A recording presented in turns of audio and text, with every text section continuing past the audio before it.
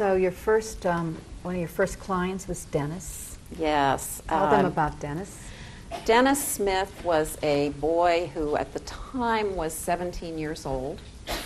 He had been in the foster care system since he was born. He had been relinquished at birth for adoption. And for some reason, which we never really knew why, he never was adopted.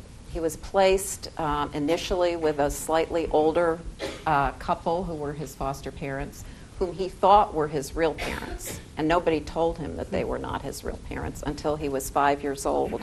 And they decided that they really couldn't, they were getting older and they couldn't really take care of him anymore. And so he was removed from their home, told that they were not his real parents, and moved through a succession of 14 foster homes until he went to a foster parent training conference with one of his foster mothers, and one of my law professors spoke there, Bob Anukin, about foster care reform in California. And Dennis marched right up to him at the end of the session and said, "I've been in foster care since I was, born, and I don't think I was treated very well, and what can you do for me?"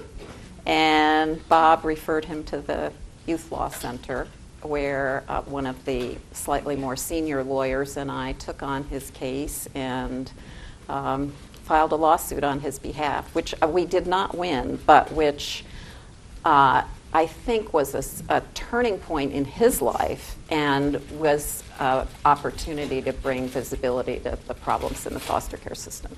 But this was quite a case, and it got a lot of attention. It did. And probably was very helpful in moving the whole field forward, which is one of the many ways you've contributed to that. The person who worked with her there, whom I interviewed, said that what was impressive mostly about Abigail was her great faith in teenagers, which I think all of us share in this room. But in the legal field, they're not used to seeing that. This individual had great faith in teenagers and in young people. And it was around that time that you met leaders from SAHM? Was that somewhere around then? Yes, it was. It was in my first few years at the Youth Law Center, and our organization co-sponsored an invitational meeting on early adolescence. And Iris Litt and Charlie Irwin and I think Dick Brown came to that meeting, and that was where I met them, and that was really where I learned about adolescent medicine as a field and adolescent health as a whole kind of aspect of teenagers' lives that I hadn't really thought about. And they were very persuasive with me and got me to pay attention to the legal issues and to come and talk with their medical students and fellows and residents. And so that was kind of how I got hooked on adolescent health and adolescent medicine. And we're glad we're keeping you there as well. Around this time is when the reproductive rights issues were coming up. That's when the HIV epidemic, was just starting, as I recall, and that would be very, very important if somebody like Abigail advocating with us and making the way through that legal system, I imagine. Yeah, I became involved with a couple of other lawyers in San Francisco, one in my office, one at the ACLU, in some litigation involving the reproductive rights of adolescents. I think both Dick Brown and Charlie Irwin gave declarations for those lawsuits, and that was, again, a major formative experience for me in terms of understanding more in depth the ways in which adolescents' rights could either be supported or really not supported by the legal system. And I think one of the things that I have learned since is that we had extraordinary faith in what we could do through the courts and through the Congress and through the legislature. And I think in the late 1970s and early 1980s, we had no idea that we could make progress and then that progress could be threatened. So that was a time of really a lot of enthusiasm and optimism about what the legal system could do for young people. So you described yourself earlier as stubborn. I think some of your classmates with whom I spoke would describe you as focused and determined. And the last thing you want is her to be focused on you and determined, because she just will really hone in and not stop. Thank goodness. But this is when you took up quilting. Yes, I started quilting at the end of law school with several friends from law school, and we met informally as a group for every week for 20 years.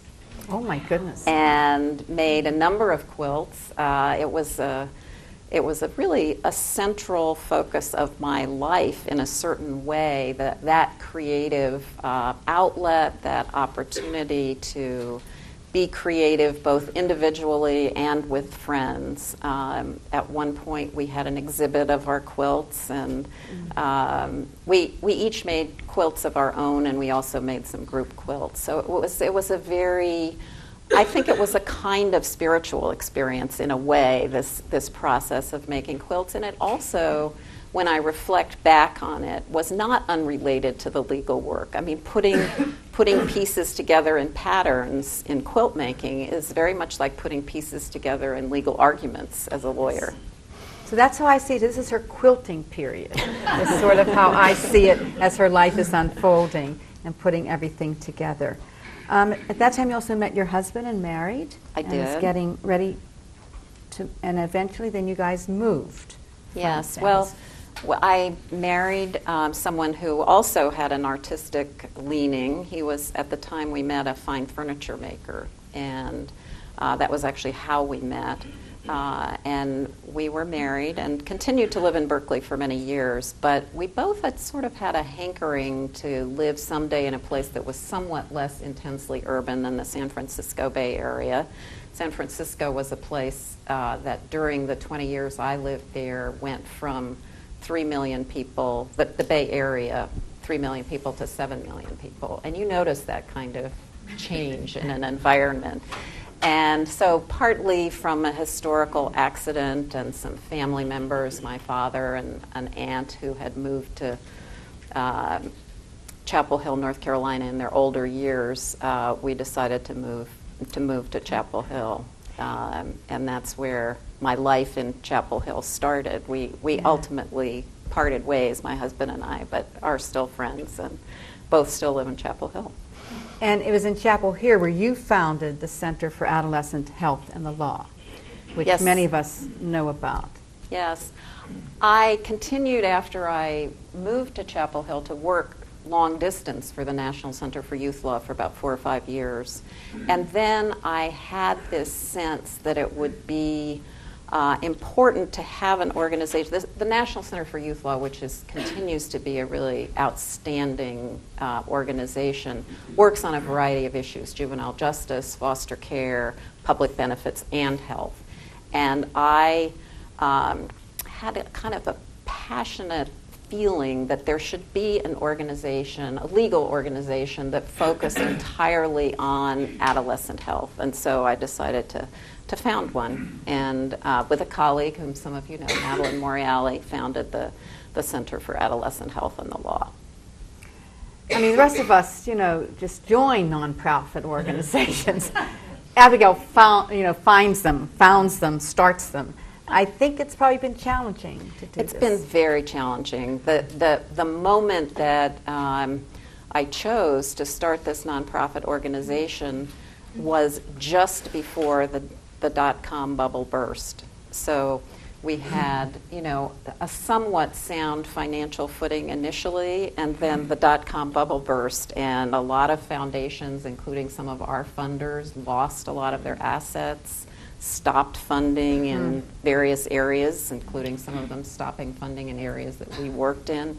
So I don't think I necessarily realized when I embarked on this what a challenge, both financially and in other ways, it would be to have a small nonprofit organization and make it, sustainable and viable in this economy and this political environment, and in all kinds of ways. Still challenging in this day and age. Yes. What many here may not know about is when you went to the Radcliffe Institute and you were chosen to be a fellow at your Advanced college. age. I didn't say that. I meant at Radcliffe, not at your advanced age, but again, you embarking. It's again an example of you, Abigail, embarking on something challenging and new. I know everybody would like to hear about what you've been doing there. And this is really my current passion, and I'll take a moment and tell you how I made this transition.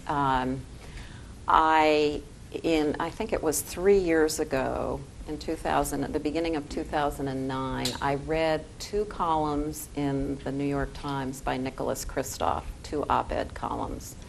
They were both about sexually exploited and trafficked young people. The first one was called The Evil Behind the Smiles, and it was about a 15-year-old girl who had been kidnapped in Vietnam and taken to a brothel in Cambodia. And I won't go into the details of how she was treated in this brothel, but it was as shocking as anything I had ever encountered. Nicholas Kristof received letters or responses to this column saying, "This can't be true. This isn't for real. It's not really this bad." And so 3 days later, he wrote another column entitled, "If This Isn't Slavery, What Is?" And he told, additional stories from his experience. And I read these 2 columns. It was New Year's Day and 3 days later, and I kept those newspapers on my dining room table for several months, thinking, I have to do something about this. I've always thought that I was working to try to benefit or help in some way vulnerable young people. And, I have tried to do that. Yes.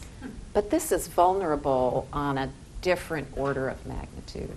This is really a kind of severity of treatment of a young person that is beyond my current understanding, and I would like to do something about it. I had no idea what I could do. I had no idea how I would do anything because, I had kind of a busy job.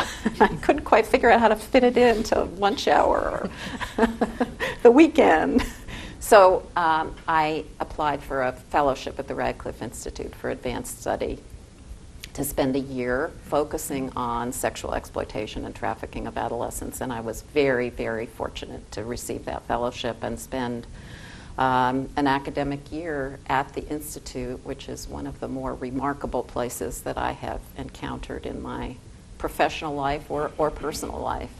And it allowed me to immerse myself in learning about the issue in every possible way.